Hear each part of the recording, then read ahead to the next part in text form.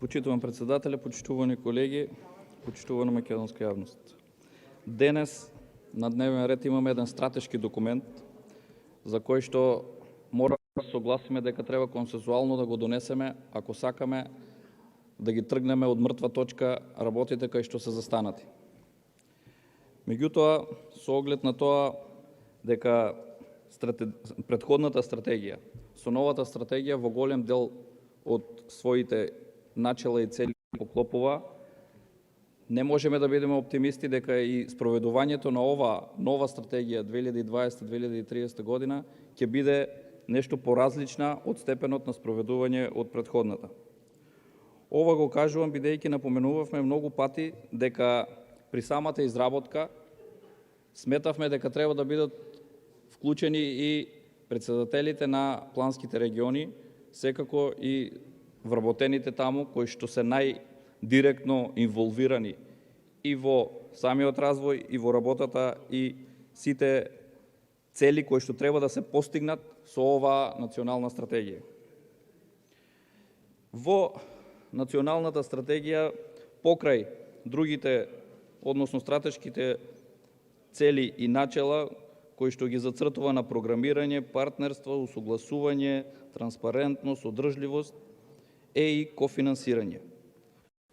Кофинансирање на мерките на политиката за поттикнување на рамномерен регионален развој од буџетот на Република Македонија, буџетите на единиците на локална самоуправа, фондовите на Европската унија и другите меѓународни извори, како и средства од домашни и странски и правни физички лица.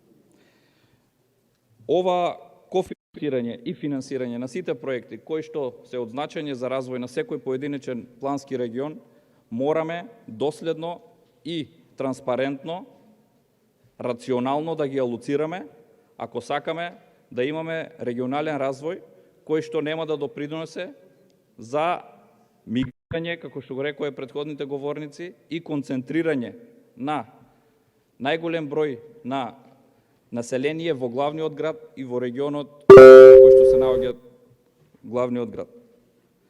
Имаме помали општини, помали населени места, помали градови каде што диспаритетот во однос на развојот со однос со други региони е многу голем, со што не можат истите да се развиват со процент и степен на зголемување на бруто домашниот производ по глава на жител. Еден од приоритетите на кој што сакам да се осврнам, а секако, бидејќи стратегијата е многу голема, немаме многу време да ги разработиме сите делови, е токму разликите во просторниот развој на планските региони. Во една од табелите вели разлика во просторниот развој на планските региони. Се споменуваат проценти површина на урбанизација, односно во однос на степенот на урбанизација вкупниот развој, со исклучок на Скопскиот и Полошкиот плански регион, кај другите региони постои известен степен на неусогласеност помеѓу брзиот пораст на ниво на урбанизираност, искажан преку популацијска концентрација во урбаните центри и достигнато ниво на стопанска развиеност изразено преку висината на бруто домашниот производ по жител. Најголеми разлики се забележуваат во југоисточниот плански регион, од каде што и јас потекнувам, кој според нивото на економски развој се наоѓа на второ, а според степенот на урбанизација на 7 место.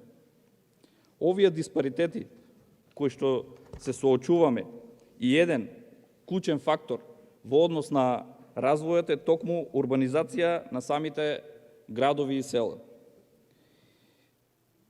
Зошто искажав резерва во однос на тоа дека не сум многу оптимист дека истото ова стратегија ќе се спроведе.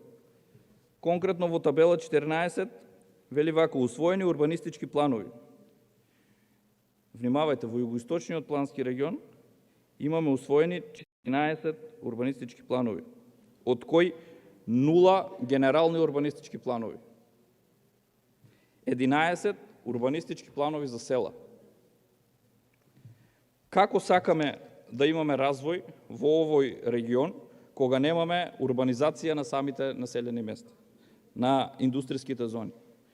Ова го кажувам од проста причина што Ова е реалност со која се соочуваат и странските инвеститори и секој еден кој што сака да инвестира во овие региони. Еден светл пример е индустријската зона во Сачево, каде што има еден странски инвеститор со вработени кој варира од 1200 до 1500 вработени, кој што е итекако добре дојден во овој регион, во место каде што се изгради една индустријска зона и кое што го зголемува развојот на овој регион. Меѓутоа, не можеме да си дозволиме конкретно во градот Струмица, во централното градско подрачје, да немаме детален урбанистички план.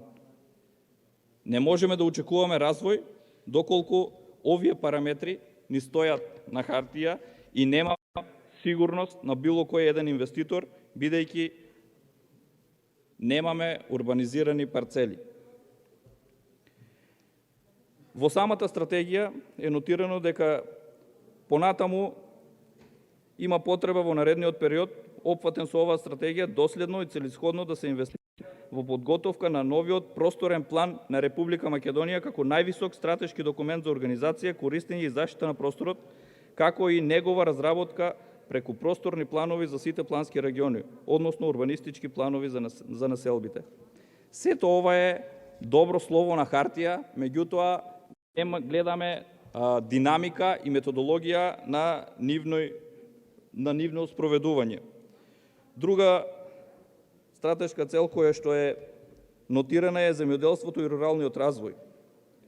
Во однос на земјоделството и руралниот развој, повторно имаме огромни диспаритети. Во табела 16 планските региони според клучни индикатори поврзани со земјоделството и руралниот развој.